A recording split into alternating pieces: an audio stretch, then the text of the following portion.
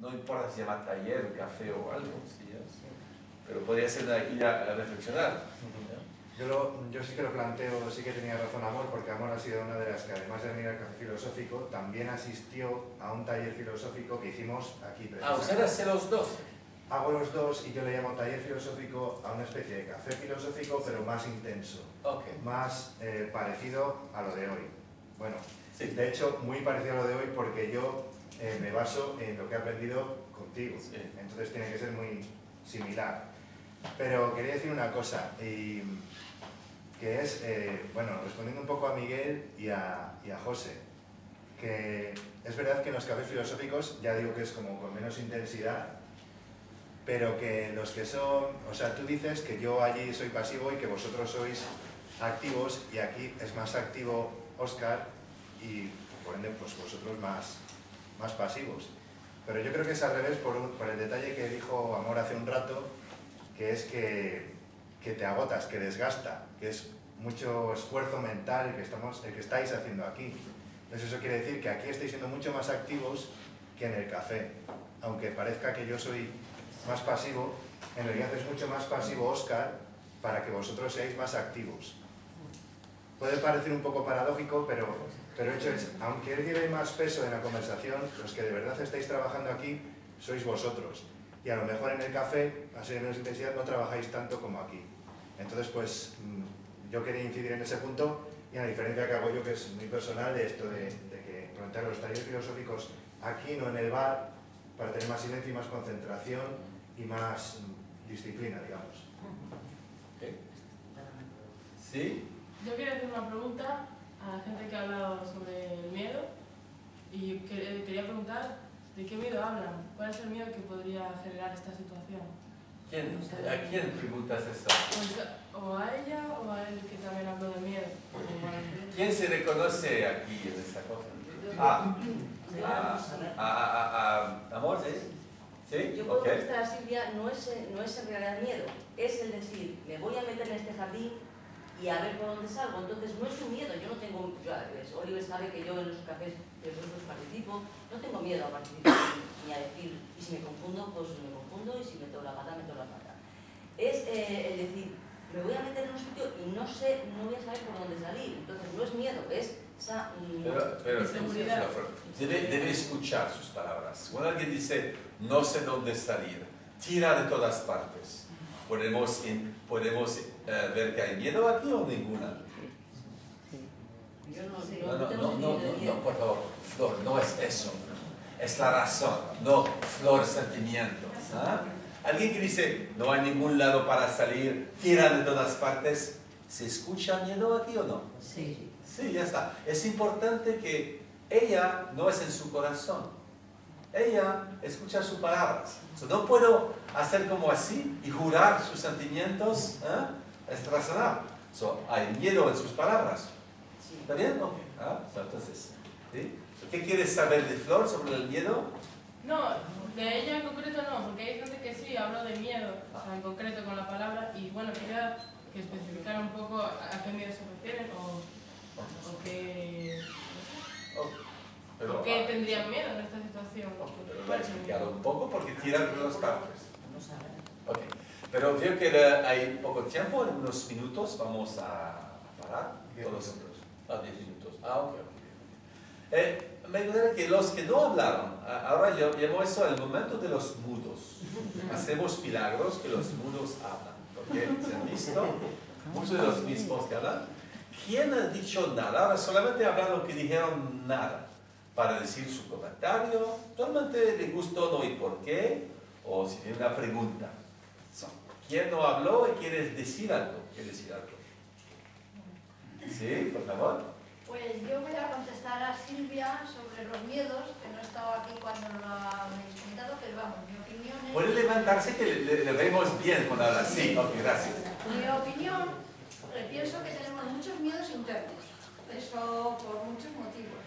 Pero refiriéndonos al taller este, yo como nueva que soy, venía con cierta inseguridad, miedo más bien, es de, bueno, no sé qué pasará, a lo mejor tienen un nivel intelectual muy elevado o hacen cosas que yo no conozco y vienes expectativa. Esos son una parte de los miedos, pero yo pienso, luego existo, que la mayoría de gente tenemos muchos miedos internos. Y es lo que nos paraliza mucho a vivir en plenitud. Entonces, si puedo aprovechar su idea, porque a mí me interesa mucho este problema del miedo, porque hago un trabajo que se llama de consulta filosófica. ¿Tú lo practicas esto o no? Ok. So, doy dos ideas. Si a algunos les interesan, pueden ver los videos en mi sitio, pueden discutir con Oliver. La consulta filosófica es un taller por una persona, más o menos. Por ejemplo, usted viene a verme y me dice, yo tengo miedos y quiero entender por qué. Por ejemplo.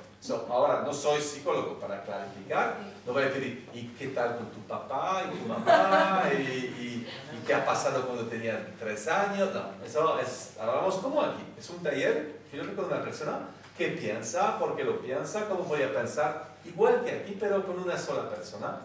Y llego al punto del miedo, y que he observado que miedo es una dinámica fundamental en el ser humano, que tenemos miedo de algo. Y trato muchas veces de identificar cuál es el miedo fundamental de una persona, cuál es el miedo principal. Por ejemplo, ¿cómo se llama usted? Mercedes. Mercedes. ¿Sabe Mercedes ha identificado cuál es el miedo fundamental de su existencia? ¿Lo ha identificado o no? Más o menos creo que sí que le tengo. Pero igual estoy equivocada. No quiero saber. ¿Sabe qué miedo oyó en su discurso? ¿Cuál? El miedo de equivocarse. ¿Lo Ah. conoce? ¿Ahora? ¿En este momento? No, ahora. Sí, en esta vida, sí. En toda la vida. Mira, Mercedes. El miedo de equivocarse. ¿Es el peor, es el más grande miedo para usted o el no más grande? Yo creo que hay otro más grande. ¿Cuál es el más grande de todo? El más grande de todos para mí, enfrentarme a la soledad. La soledad, ok, es la soledad, ¿sí? Creo. ¿Y sabe por qué la soledad es la cosa tan terrible? ¿Lo sabe por qué? Porque igual no la administro bien. No. Se podría administrar bien la soledad. Es un problema de administración. ¿Sí? ¿Es eso? Creo que sí. Entonces, ¿se podría administrar bien la soledad? Mercedes. ¿Se podría administrar bien o no? Sí. ¿Qué se necesita para administrar bien la soledad? ¿Qué elementos se necesitan? El interior tuyo, llenarle para que ese hueco de soledad no le note. Se llenara. Se llenara. Entonces, si se llenara, es lo que debe hacer. El vacío es el problema. Sí. Entonces, ¿el vacío es el peor problema de todo? No. ¿Qué es peor? ¿El vacío o la soledad? La soledad. Entonces no es administración, es la soledad, ¿está bien? Ahora, ¿qué es terrible en la soledad? Es terrible la Sí. soledad. A ver, ahora. Una pregunta muy seria, porque yo no puedo contestar lo mismo. Pero no vamos a hacerlo ahora porque no hay tiempo, pero fue la idea de seguir el pensamiento.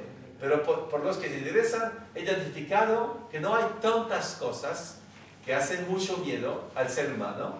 Voy a dar una pequeña lista por el postre de la vida. Y después pueden pensar cuál es en esta lista el peor para... Sí, gracias. Vale, gracias. Para ustedes, si hay uno que olvide, me lo dice. Ok. Hay, como he dicho ya, el miedo de soledad.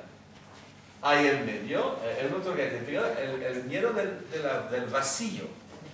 Hay el miedo de no ser amado.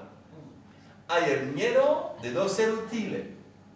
Hay el miedo de la muerte física. Hay el miedo de no ser reconocido. ¿Okay? Voy a parar esa lista. Pregúntase a cada uno de ustedes, como pequeña decisión, ¿qué es la cosa más terrible de todo eso para mí? Pero tenemos un miedo, pero al mismo tiempo es un motor. Porque la persona que tiene miedo de no ser reconocido va a hacer muchas cosas para ser famoso. Eso va a ser un motor en su tiempo. No es como por el psicólogo, vamos a curar. No hay que curar, hay que identificar. ¿Sí? Si alguien piensa que su caso no es ninguno de esta lista, por favor, dímele, me interesa.